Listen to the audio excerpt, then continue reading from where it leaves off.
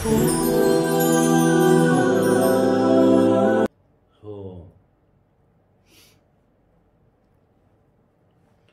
دختری بود در وقت دانشگاه خواندنمون که بسیاری بچه ها او را غم میدادند، اما یگان تاش به مقصدشون نرسیدند. بعد یک پسر با او فاتحه کرد و بعد شرمنده کردنش او را پرتافته رفت.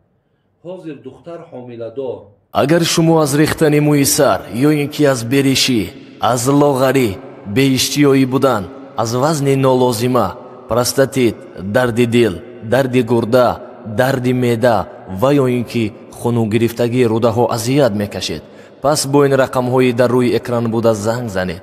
کمی از بیماری خود معلومات دهید.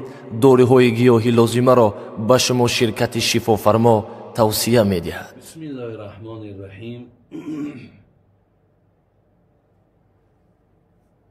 الحمد لله رب العالمین و الصلاة و السلام علی رسوله الکریم و علی آله و صحبه اجمعین.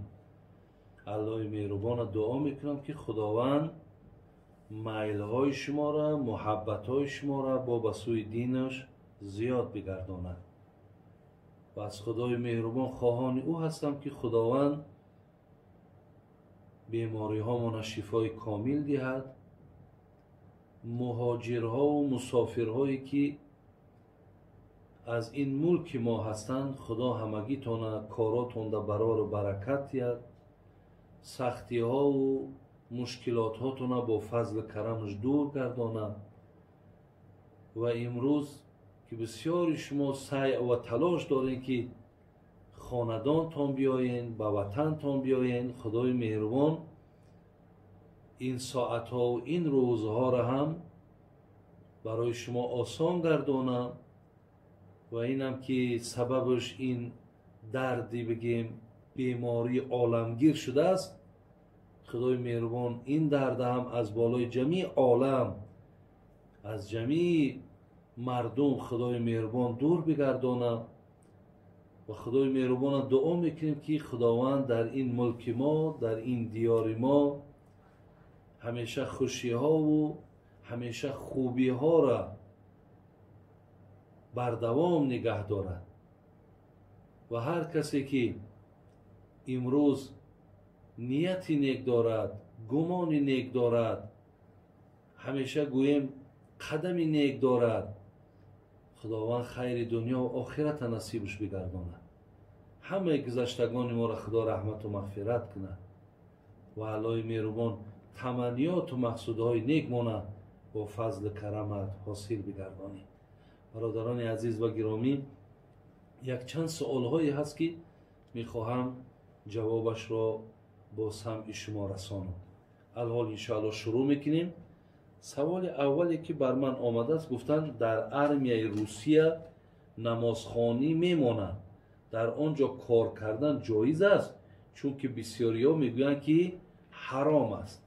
برادرای عزیز و گرامی،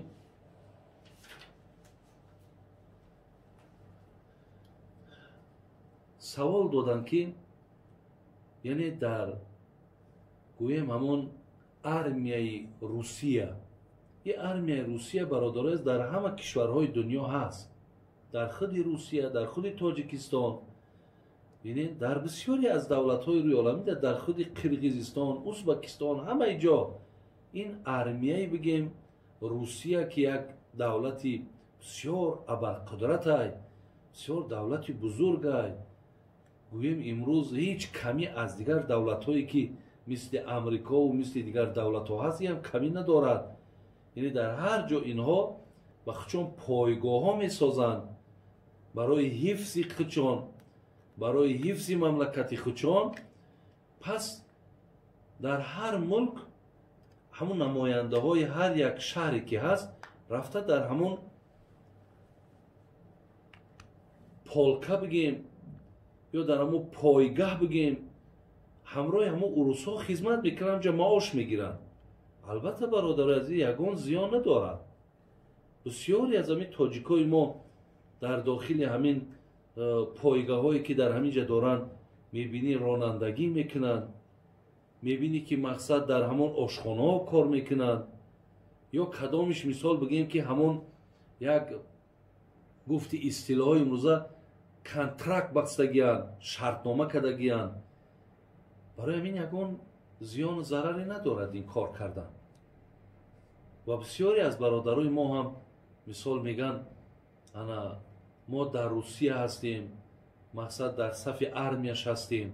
اکا وقتی که شما برادرای عزیز همو شهروند روسیه که شدین، شما همو بگیم شهروندی را که گرفتگی هستین، شما باید که از قانونی همون دولت حق دیگه اطاعت کنین. علای مهربان میگه فتقوا الله ما استطعتم، با مقدار همون استطاعتی که داری از خدا بترس. در هر جا که باشی آدم از خدا ترسیدن به هیچ یک جای و مکان وابستگی نداره. در هر جا انسان از خدا بترسد، خب یعنی برای او اجازت هست. از این لحاظ یعنی خدمت کردن یا در همون داخل با اونها یک جای کار کردن یگان گناهی نداره. چه خیلی تاجرای ما میرن از اون جمال میگیرن، یعنی معامله کاری دارن که یعنی کار کردن با آدمی غیر مسلمان هم هیچ زیانی نداره. ما فقط مسلمان ها در یک کار از اونها پیروی نمیکنیم که اعتقاد اونها را نسبت دین شناسی و خدا شناسیشون قبول نداره. ما الحمدلله مسلمانیم و الله ما به مثل بیمانند یکتاست، پیامبر ما محمد صلی الله علیه و سلم است، کتاب ما قرآن است. ولی در دیگر هر معامله که باشد با آنها همکاری کردن برادرای عزیز یگان گناه و زیانی ندارد.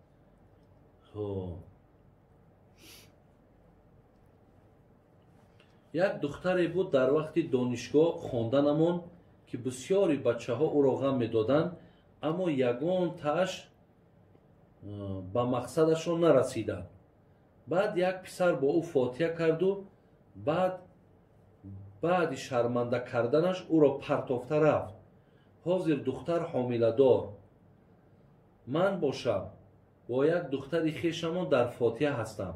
من فاتحه هم را با دختر خویشمان گردانم و به خاطر خدا و آبروی همین دختر حامله با او ازدواج کنم، گناهگار می شوم یا ثواب می گیرم؟ التماس یک مصلحت خوب دهید بابا جان. برادر عزیز و گرامی، بسیار یک بچه خوبی بوده است. کدام همسینفشون مقصد فاتحه کردن، این دختره که مقصد حامله دار کردن، آلی تا نکاح نارسیده و تا توی نکرده مقصد از این دختر جدا شدن. این حالتی دخترم حالتی ناگواره. این بچه که برای آبروی هم دخترک نریزد، حتی خودش در فاتحه های این رحم بینیم برادر عزیز، خودش در فاتحه های میگه که من مقصد ای فاتحه هم بگردم و همین را بگیرم تا همین دخترک شرمنده نشود. اکنون من توصیهم برادر عزیز این است که شما از فاتحه تا نگردید. آنی را که پدر و مادر قطعی مصلحت کردین، با پدر و مادر قطعی یعنی رفته و این فاتحه را که با او کردین وقتی ای را میگردانین، حالا این غمخواری شما دیگه معنی نداره. بین اینجا در یک کاری ثواب نیت داری، اونجا یک کاری ثواب ای دست میتی، یعنی اونجا شرمنده میکنی و اینجا در ایشا مثال بگیم دستگیری میکنی. برای همین این کار دادر عزیز نکنین. همون فاتحه که داشتین با همون دخترک شما انشاءالله ازدواج کنین و برای این غم خوردگید، برای این رحم کردگید تو انشاءالله پیشگوی خدا را ثواب میگیری. فقط دعا که خدای مهربان این خواهرای ما این خیلی فریب نخورن، این دادرای ما به این بدبختی دست نزنن. شما این دعا کنین، این کارها را شما حرکت کنین که مقصد مردم از این خیل کارها منع کنین. ولی حاضره ده تو هیچ وقت از فاتحه بر نگرد. فاتحه تا مثال تا توی رفته برسان، خانه تان ده بخوشی و خرسندی مثال آیله تا ببر، زندگی اکاتون خوب کنین و خب در حق او دخترک دعا کنین انشاءالله خدای مهربان شاید اکی کار کرد از پشیمان می شود با برای آینده زندگیش یک درس هم می شود. ما هم دعا میکنیم که خداوند این شرمندگی ها و این مشکلات ها را ای بالای این ملت و ای بالای علال خصوص این خواهر ما دور گردانه و یگان آدمک خوبی نیک بیا و زندگی نیک علا نصیبش گردانه. یک سوال دیگر آخران میخونم انشاءالله بعد دعا میکنیم. میگه زنی که 3 مراتبه دوگانیگ یا سگانیگ به دنیا میارد با آن زن همخوابگی جایز است یا نه؟ یعنی یک زنی که ببین 2 بار یا 3 بار دوگانیکی میکنه. در مردم ما ای وقتش این گپ ها بود که وقتی زنک 3 بار اگر دوگانی کرد این زن دیگر مقصد بی خاتون میگن و یا خلیفه میکنن میگه و هر خیل چیزهایی را مثال مردم به زبان می آوردن و گویا که دیگر با این زن زندگی یا همخوابگی درست نیست. نه، این حرفا برادر عزیز هیچ جای نداره. انشاءالله این زنک بسیار زنک که با سعادت های. ببینید یک خوبیش همیه که در 3 سال 6 تا فرزند آورده، ولی برای 6 فرزند 6 سال در کار بود. یک مرحمت الهی هم برای زن هم برای مردک. برای همین یعنی با این نکاح بریده شود، با این زندگی دیگر درست نشود، با این همخوابگی نادرسته، نه، همه این گپ ها سفسطن، همه این گپ ها یگان گپ های بگوییم که ایتا پایدار نیست، ای نگاه شریعت نیست. برای همین برعکس این خیل زنه برادر عزیز باید که شما احترام دیگر داشته باشید، با محبتون به این خیل زن باید زیادتر باشد، با در حقش دعا کنید خدای مهربان ایماناتون کامل کند، خاتماتون بخیر کند و الله مهربان دعا کنیم که این سوالهایی را که برادرای ما خواهرای ما ارسال میکنند که سببی با دانستن هزارها آدم دیگه می شود، خدای مهربان عمر دراز ایمان کامل تانتید. اهدنا الصراط المستقیم صراط الذین انعمت علیهم غیر المغضوب علیهم ولا الضالین. آمین یا رب العالمین.